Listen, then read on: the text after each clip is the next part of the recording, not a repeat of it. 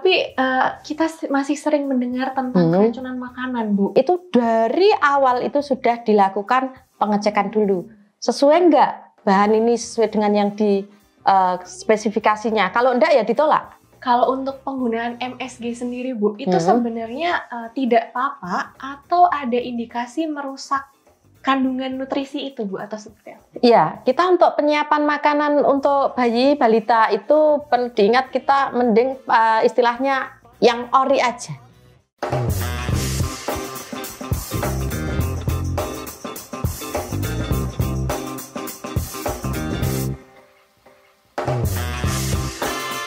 Community Development Bethesda Podcast. Halo Sobat CD Bethesda, kembali bertemu dalam Community Development Bethesda Podcast.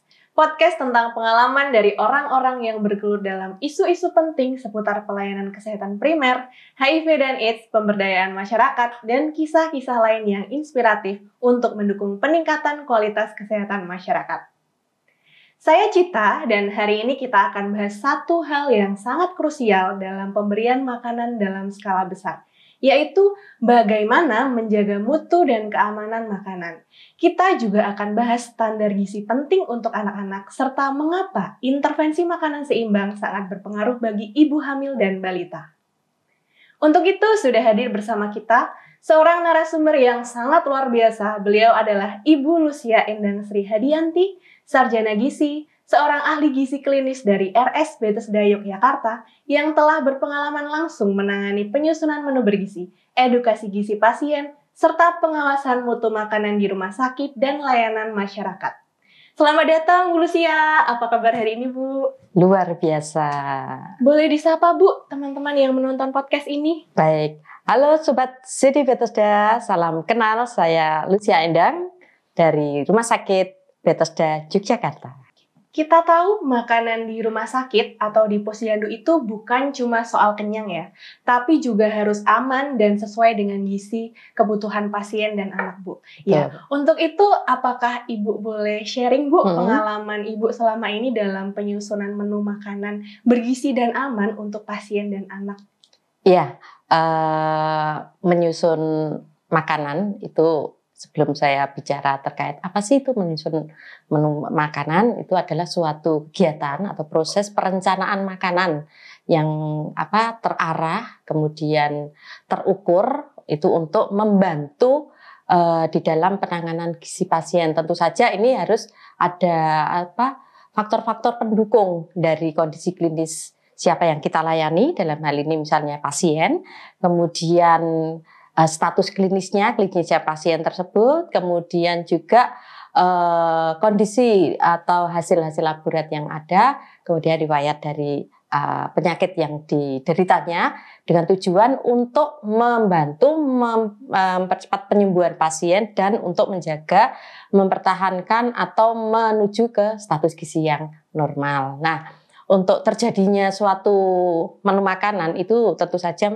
dari tahap-tahap ya, tidak hanya langsung muncul gitu, enggak. Ya tadi istilahnya kalau di rumah sakit ADIME kita melakukan asesmen dulu, asesmen pasiennya, kemudian dari asesmen itu dari sisi laborat, kemudian dari sisi antropometri, riwayat atau story dietnya, kemudian kita tahu, kita angkat apa sih masalah gizinya, diagnosa gizinya. Setelah kita ketahui diagnosa gizinya, misalnya, oh ini dari pasien ini ada dislipidemia atau kadar lemak yang tinggi, oh berarti ini harus dibuatkan suatu menu yang membatasi atau makanan-makanan dihindarkan dari yang tinggi-tinggi lemak.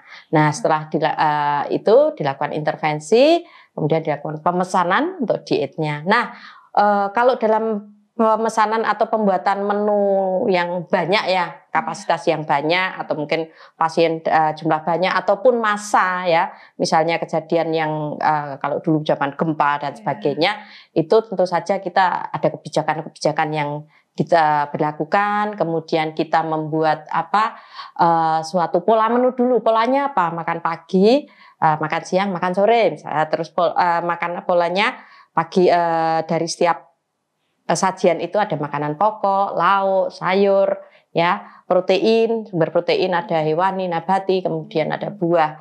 Nah, setelah itu baru kita tentukan master menunya. Di dalam master itu terdapat daftar atau bahan makanan apa yang digunakan. Tentu saja mengingat dengan wilayah tersebut, dia termasuk produksi apa yang di daerah itu, sehingga tidak mengodo-odo yang harus mendatangkan dari jauh wilayah situ, ya.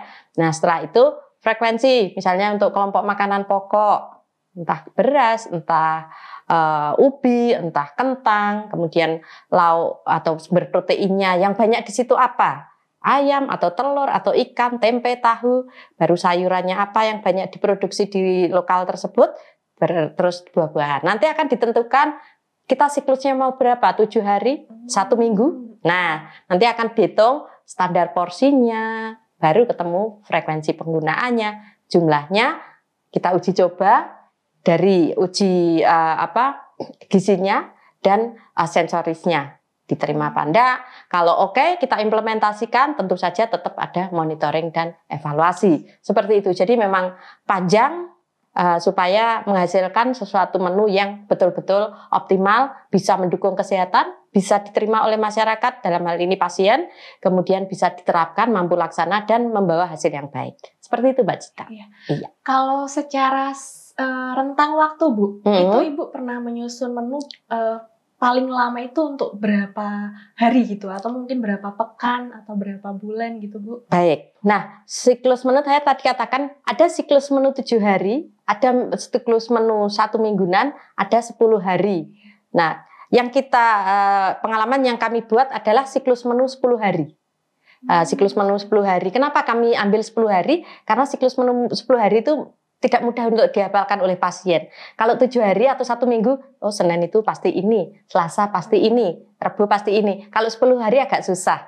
Nah, satu siklus itu bisa diberlakukan dalam periode misalnya 3 bulan. Nah, kami membuat dalam 1 tahun itu membuat 4 siklus menu, sehingga masing-masing pemberlakuan 3 bulan perlu kita siapkan 4 siklus menu. Itu yang sudah kita buat, dan dalam perjalanannya tetap kita lakukan tadi monitoring, evaluasi. Kita setiap harinya mesti harus dilakukan pemantauan sisa makan. Kenapa ini sisanya kok banyak masakan ini gitu. Tadi kan kita menyusun katalog masakan juga. Oh ini kok masakan ini banyak, misalnya ayam dimasak apa, atau semur, atau balado, atau bumbu rujak. Nah, kok bumbu rujak ini sisanya banyak. Kita harus punya cadangan katalog masakan dari ayam tadi, tinggal ganti gitu ya. Tetapi juga untuk keputusan mengevaluasi mengganti menu itu juga dilihat, kalau dari 200 kok pasien kok yang sisanya banyak itu cuma 1 atau 2, ya kayaknya kurang wakili ya. Tapi kalau secara keseluruhan, nah lebih dari 20% sisanya itu namanya kurang baik. Kita kan ada indikator mutu. Nah, indikatornya kalau dari asupan itu paling enggak tidak lebih dari 20%. Tapi juga ada faktor inklusi dan eksklusi. Kalau pasien yang mungkin masih kondisinya mual muntah kan tentu saja tidak valid untuk tolak ukur itu. Atau pasien yang baru masuk, ya. Jadi kalau yang menjadi tolak ukur untuk memastikan bahwa ini sebagai sampel kami adalah yang sudah ada tidak ada gangguan klinis gastrointestinal, kemudian pasien sudah berapa hari atau makannya sudah kebentuk lunak atau biasa, sehingga dia valid sebagai sampel dari ini untuk menilai sisa makan. Seperti itu, Mbak Cita. Ya. Berarti sudah terbiasa dalam jumlah yang besar ya, Bu? Sudah. Bervariasi. Sudah, ya.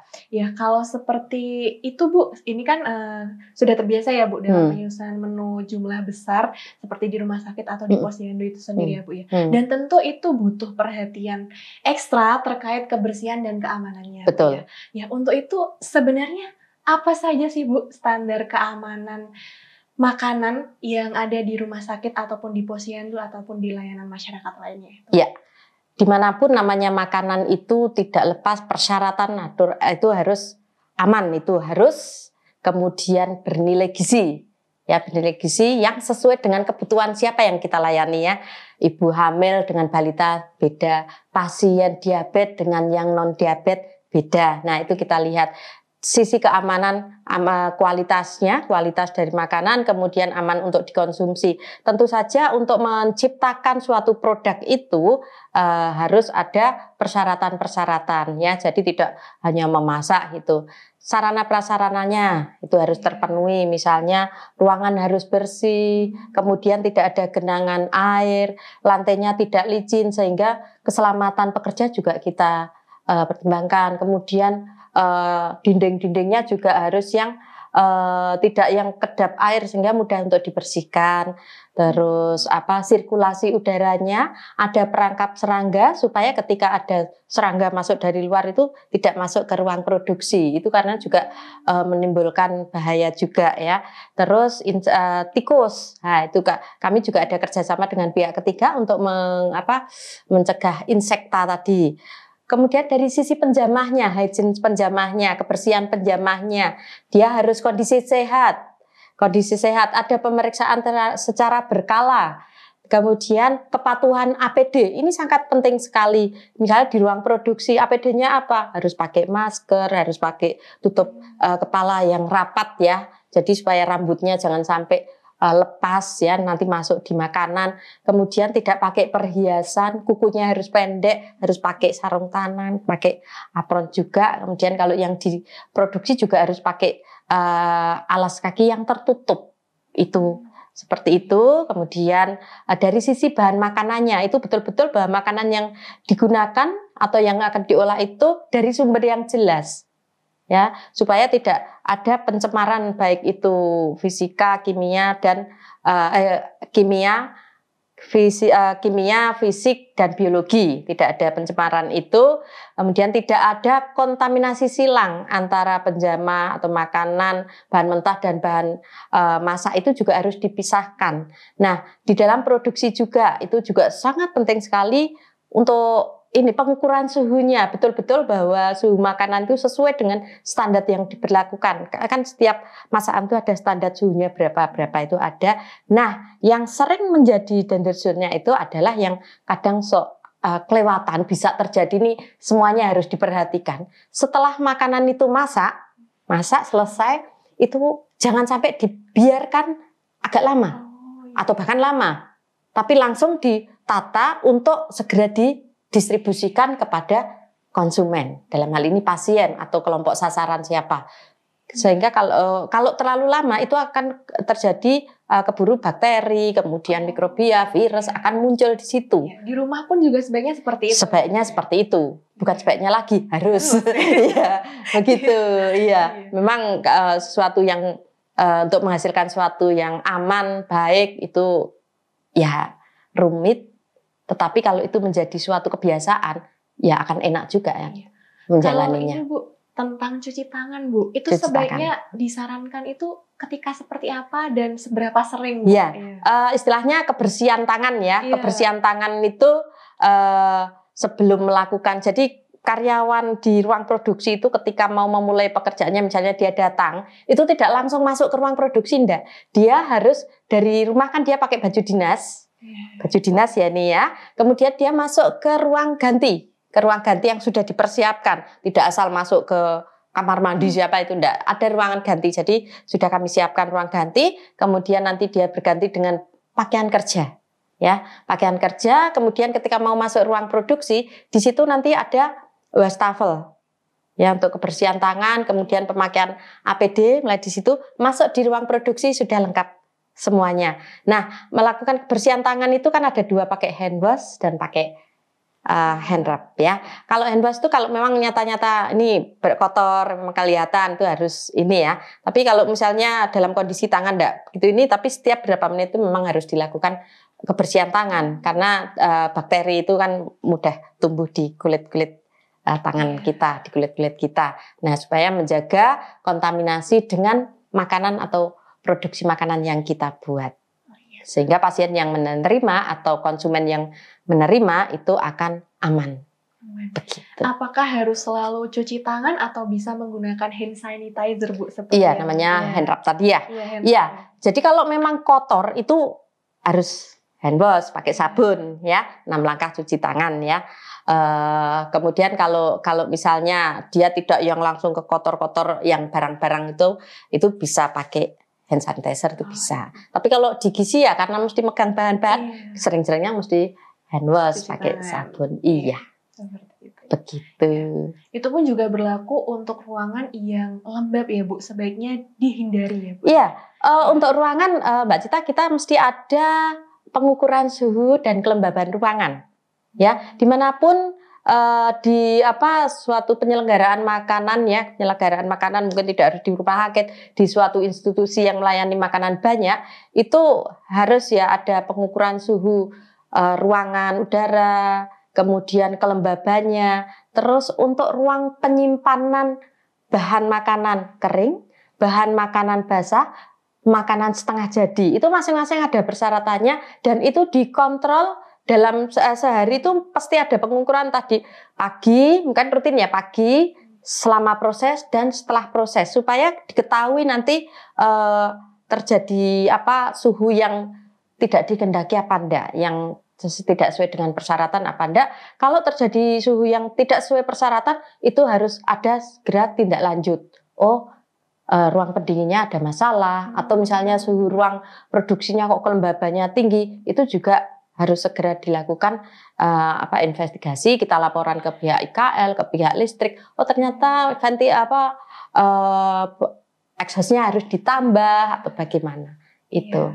Kan kita sering lihat di lapangan ya Bu bahwa banyak rumah itu ada yang lembab seperti itu. Iya. Ya, berarti sebaiknya ventilasinya kurang, pencahayaannya kurang. Nah, kalau di ruang produksi itu pencahayaan paling enggak 200 lup.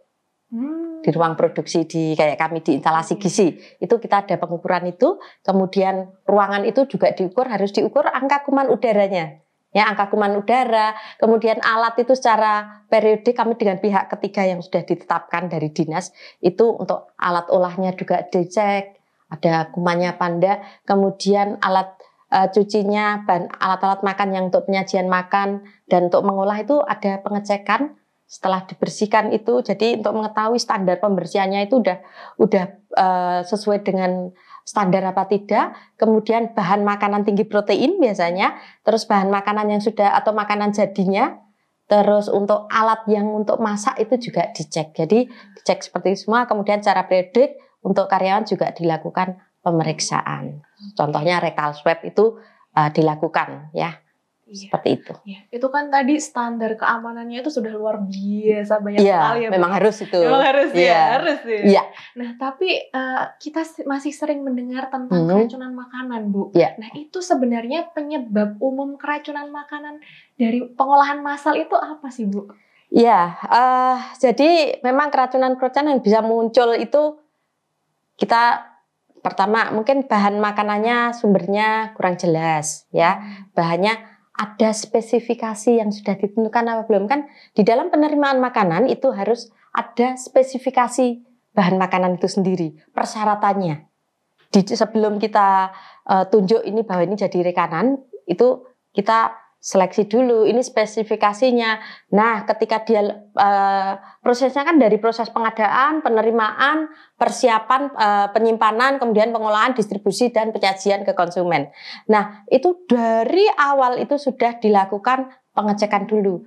Sesuai enggak bahan ini sesuai dengan yang di spesifikasinya? Kalau enggak ya ditolak. Misalnya kok ayamnya agak-agak udah agak ngelendir-ngelendir, itu kan tidak sesuai. Ya ditolak misalnya.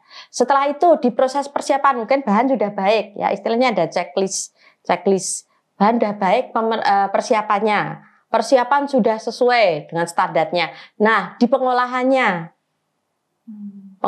suhunya sudah misalnya harus 100 derajat, sudah mencapai belum? Nah sebenarnya dengan pengecekan hasil olah itu walaupun tidak setiap hari tapi kan ada quality control. Setiap penjadwalan, setiap titik di dalam setiap titik kegiatan misalnya dari proses penerimaan, persiapan, pengolahan, pendistribusian tuh sampai ke penyajian ada QC-nya, kontrol. Oh ini aman. Tahap ke berikutnya. Nah, terus hygiene sanitasi atau kebersihan penjamah juga ya. Mungkin kepatuhan APD-nya kurang. Kebersihannya kurang. bahkan buruk.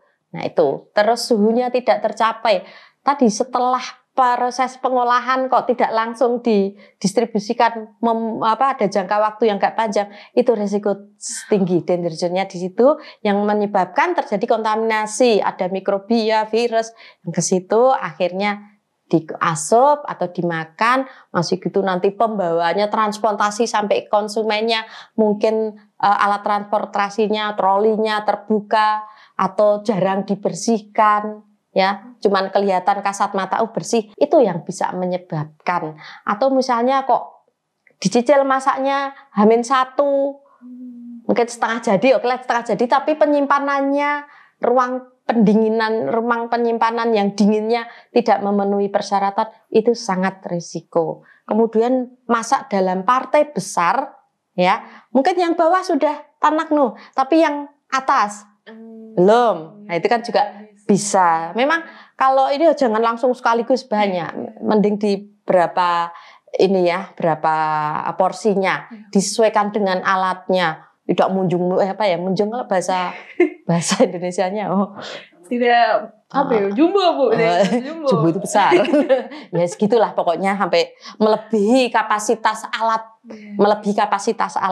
Nah, itu juga risiko. Jadi setiap itu juga harus diketahui. Kemudian ini perlu nanti bagaimana supaya tidak hak CCP-nya perlu diterapkan. Penerapan hak CCP, hasad atau titik kritisnya itu di mana? Tadi seringnya itu ya biasanya setelah ngolah tidak langsung disajikan, dibiarkan dalam suhu kondisi terbuka. Beda lagi kalau punya alat yang seperti almari, dia menghangatkan ketika ini masukkan dulu, nanti di setel tuh suhunya. Ketika mau ditata, dinaikkan dulu lebih dari 75. Itu ada alatnya seperti itu. Tapi kalau partai besar kan repot juga. Makanya perlu ada penjadwalan yang jelas. Kemudian pengolahan berapa porsinya juga jelas. Quality controlnya juga harus jelas. Yang memantau kepatuhan APD penjamah juga harus jelas. Dan sanitasi ruangannya. Pembuangan limbahnya, tempat sampahnya tertutup apa tidak, itu yang sering tidak diperhatikan. Lalat masuk karena nggak ada perangkap serangga, tikus mungkin masuk ya, itu mungkin karena pencahayaan tidak mencukupi, itu juga akan mudah ini. Karena apa? Kayak tikus itu dalam kondisi remang-remang itu dia kalau kondisi terang biasanya dia nggak akan nggak akan masuk, dan ada kotoran-kotoran misalnya sisa-sisa makanan itu akan mengundang dia untuk masuk juga gitu. Jadi ruangan betul-betul harus bersih, ada sampah harus segera dimasukkan dalam kondisi tempat sampah tertutup, udah penuh harus langsung dibawa ke tempat pembuangan akhir. Begitu Mbak Cita. Jadi kuncinya harus disiplin ya Bu ya. Disiplin, iya. Nah ini ada satu lagi Bu tentang keracunan makanan. Apakah biasanya kan makanan lalu disajikan dalam wadah-wadah ya Bu ya. Nah itu kan masih dalam kondisi panas sekali ya. Iya. Lalu ditutup. Nah itu dari makanan yang lalu ditutup wadahnya itu apakah bisa muncul indikasi timbul gas-gas berbahaya atau tidak sebenarnya? Iya.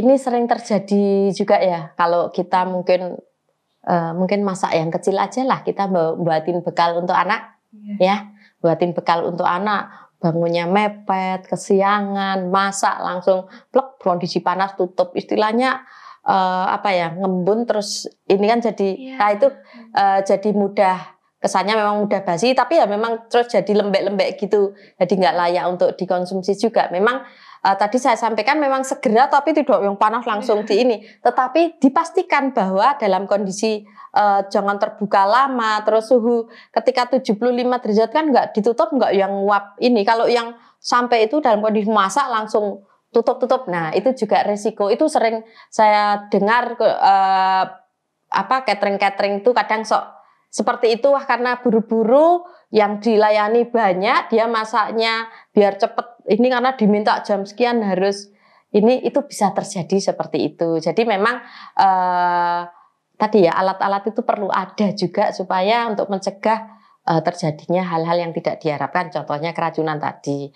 Nah, sensitivitas yang dilayani juga, apalagi kami melayani pasien, namanya pasien kan sensitivitasnya tinggi banget ya.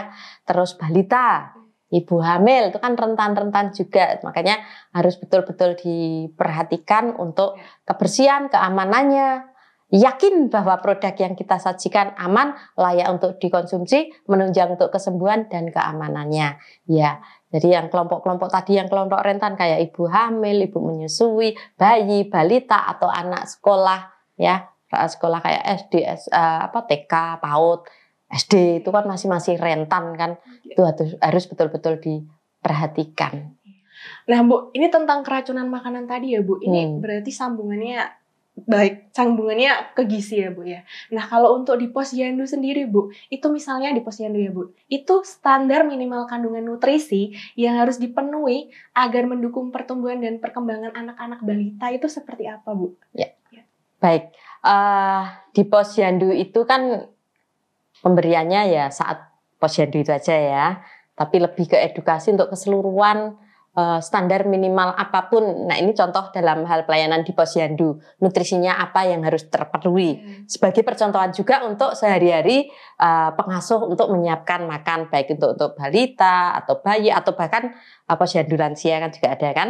Ya, jadi mengandung unsur-unsur energi, contoh karbohidrat. Karbohidrat itu sumbernya bisa beras, bisa kentang, bisa ubi, ya, bisa mungkin tepung, ya, jagung itu bisa. Kemudian mengandung unsur protein. Protein itu sumbernya bisa dari hewani, bisa dari nabati, ya. Hewani yang ya aman lah seperti ayam, ikan, telur, ya. Itu bagus. Kemudian kalau yang nabati tempe tahu. Terus harus ada sayuran dan buah sebagai sumber serat dan vitamin, kemudian harus mengandung mineral juga. Nah, jangan lupa cukup cairan. Kadang anak itu ya susah minum atau ibu-ibu itu juga susah minum, ya. Itu bisa dibuat dalam bentuk jus, ya, air buah, kemudian makanan-makanan yang dibuat lembab, ya, sehingga itu juga mengandung cairan. Itu strategi-strateginya yang harus bisa untuk apa ya? Trik-trik bagaimana supaya makanan yang diberikan atau contoh-contoh makanan dalam posyandu itu bisa juga sebagai contoh untuk sehari-hari memberikan layanan. Jadi jangan hanya unsur terdiri hanya karbohidrat aja, misalnya hanya mengandung tepung aja. Jadi harus lengkap gizinya. Terutama lauk hewani ya, apalagi sekarang ini untuk menurunkan atau yang kejadian stunting, mencegah stunting itu protein hewani itu wajib ada di dalam penyediaan nutrisi. Ya. Begitu.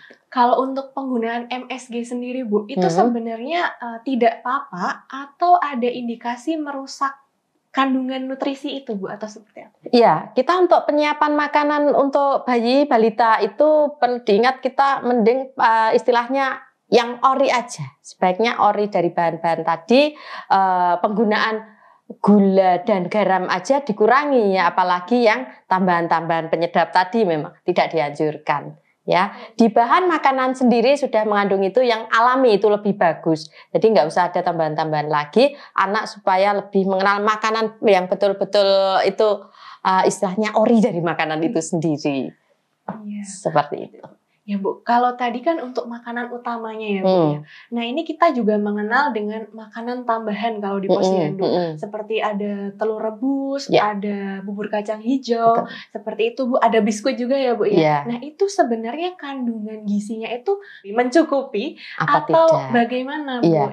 Sebenarnya bahan-bahan tadi tidak berdiri sendiri, nanti bisa dipadu supaya ada kandungan energinya, ada kandungan proteinnya, ada kandungan seratnya. Contoh tadi misalnya kacang hijau ya. Kacang hijau nanti bisa ditambah dengan susu, nanti ditambah ada buah juga, buah potong misalnya. Tapi dilihat usia berapa itu, kalau masih bayi ya buahnya tidak dipotong, mungkin di blend ya, blender. Kemudian misalnya labu, sekarang kan banyak labu kuning itu bisa dimasak dengan nasi tim labu ditambah ayam ya, itu bisa untuk ini, kemudian ditambah atau telur. Nah itu kan jadi akan lengkap, dibikin seperti snack juga bisa, nanti kayak buletan-buletan itu. Jadi snacknya itu banyak mengandung unsur-unsur nutrisi yang sangat dibutuhkan oleh si bayi atau balita tadi. Gitu. Apakah Ibu bisa memberikan contoh snack yang tetap bergizi tapi kekinian, Bu? Bergizi tapi kekinian dan disukai anak dan mudah menyiapkannya. Ya, contoh misalnya di daerah Jogja itu yang banyak apa? Saya orang Magelang. Ya, misalnya kita buat ketela. Ketela. Oh iya, oat bisa. Ya, tapi oat tidak harus beli, Bu, di supermarket. Oh iya, wes. Kan di Jogja juga lahan kurang, lebih kurang. Iya, kalau mungkin kalau ini di kotanya ya, ini di kotanya kan banyak toh di toko-toko itu sudah banyak. Itu bisa ditambah stroberi atau lemon atau buah pisang lah yang banyak, itu. Terus nanti ditambah dengan susu. Ya, enak ini, Bu. Saya juga suka ini kayaknya, Bu. Sudah membayangkan. Nah, itu kan ada karbonya ada. Seratnya dari oat ada, proteinnya dari susu juga ada, buahnya juga ada. Buah di sini vitamin dan juga serat. Gampang itu. 10 menit jadi. Iya. Penonton bisa mempraktekkan di rumah ya. Tipsnya ini saya juga nanti. Iya. Iya, ini banyak. Sekarang banyak yang sudah pola hidup sehat. Saya tanya-tanya itu banyak kok yang model-model seperti itu. Kemudian membuat kentang. Ya, kentang ini sederhana juga. Kentang nanti direbus terus dihancurkan terus nanti ditambahi dengan beli ayam cincang ya, terus kemudian daun bawang, sedikit garam. Itu nanti udah enak. Iya. Nah, itu tadi kan ada pisang, ada kentang, buah-buahan yang lain juga ya, Bu. Itu kan juga termasuk bahan pangan lokal. Pangan lokal. Nah, seperti di wilayah kerja di Bethesda, Bu, itu juga ada di Nusa Tenggara Timur, Bu. Dimana, gitu ya? Iya, di mana di sana juga banyak terdapat bahan makanan lokal seperti ubi jalar, lalu ada labu, ada daun kelor juga seperti itu, Bu. Nah, kalau menurut Bu Lucia sendiri, Bu, dari pengalaman Ibu, apakah pernah menggunakan bahan pangan lokal gitu, Bu, selama ini, Bu? Iya, daun kelor itu di daerah sini mungkin ya lumayan ada 1-2 yang ini ya, apalagi kalau yang daerah pedesaan tuh banyak, itu sangat bermanfaat sekali dan sebenarnya tidak hanya dimasak misalnya untuk bening atau apa, bisa kalau untuk yang bayi balita tadi ya, bisa dimasak nasi tem, kemudian nanti ditambah dengan ikan. NTT kayaknya ikan juga lumayan banyak ya. Banyak juga, iya Bu, kan? ya. Setahu saya NTT sana juga banyak. Kemudian ditambah dengan daun kelor tadi. Ya nanti masukkannya daun kelor jangan seawal mungkin, agak-agak akhir udah mau. Ini kan dia cepet ini toh lumat gitu.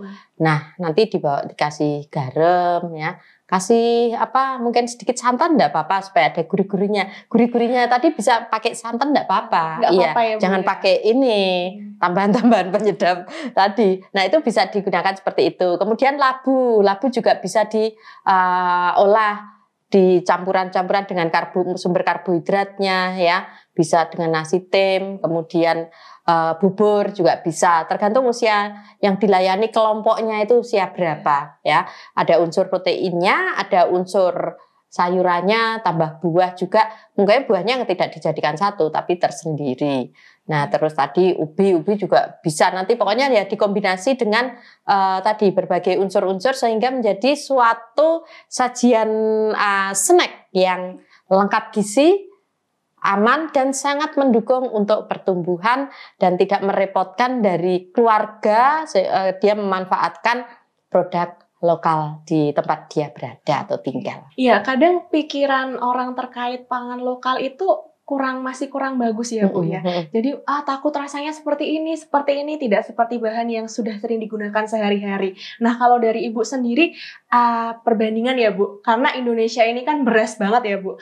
Dari beras, kalau karbohidrat itu dari beras, lalu ubi, kentang, jagung, itu sebenarnya yang paling sehat itu yang mana, Bu?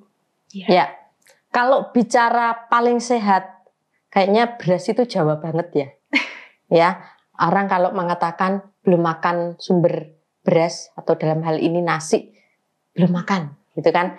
Udah makan roti, udah makan kentang, kalau belum makan nasi, dia bilang belum makan.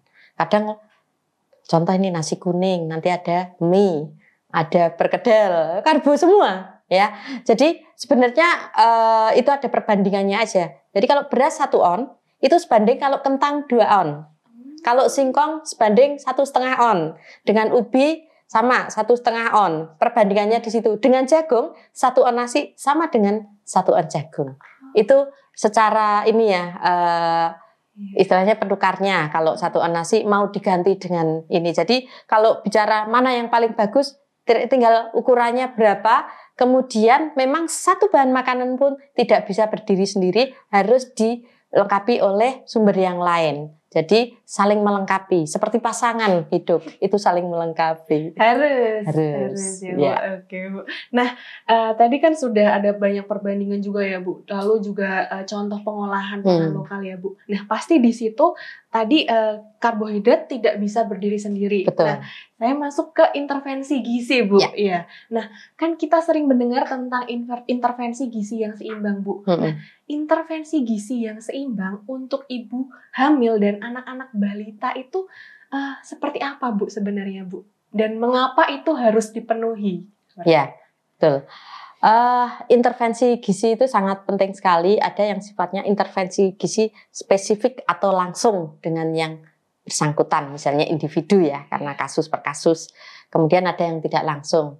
Nah, kalau untuk ibu hamil biasanya ada intervensi pemberian TDD, tablet tambah darah, TTD.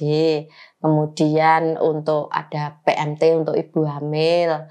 Terus edukasi langsung, kelas ibu hamil.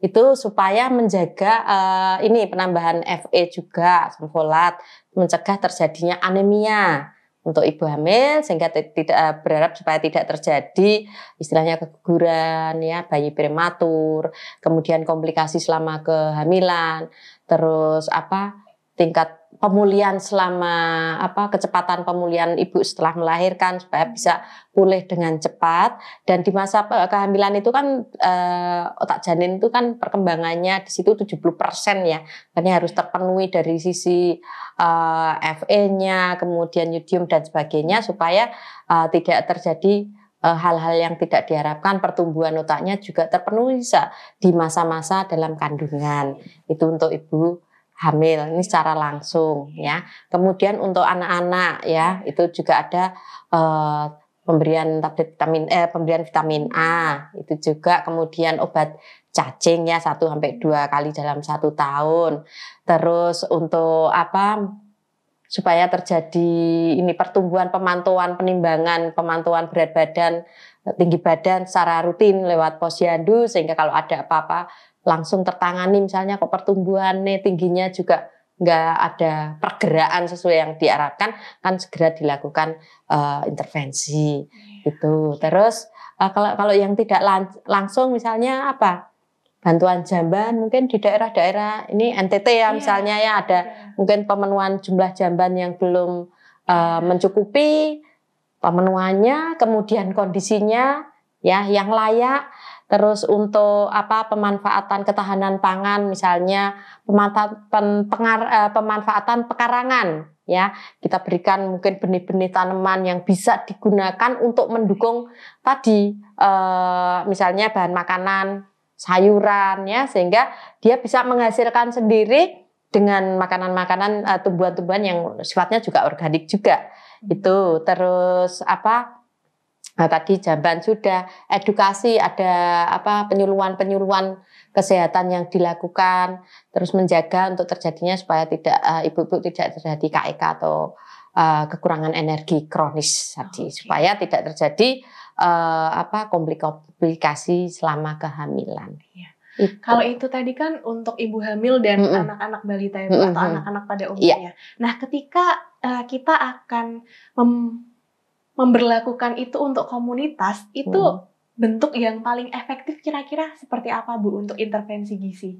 Ya, kalau dalam komunitas itu aja contoh misalnya ada di posyandu atau PKK ya, peranan di gizi di sini misalnya ahli gizi atau mungkin dari puskesmas kan ada unsur-unsur lengkap ya, dari gizi, kesling, dokternya, perawatnya itu memberikan edukasi mungkin secara periodik penjadwalan, kemudian acara-acara seperti ini ya juga sangat bermanfaat sekali untuk menambah pengetahuan mereka ya. Kemudian bantuan-bantuan pangan secara langsung ya itu juga bagus ya. Contoh-contoh demo masak ya, demo masak.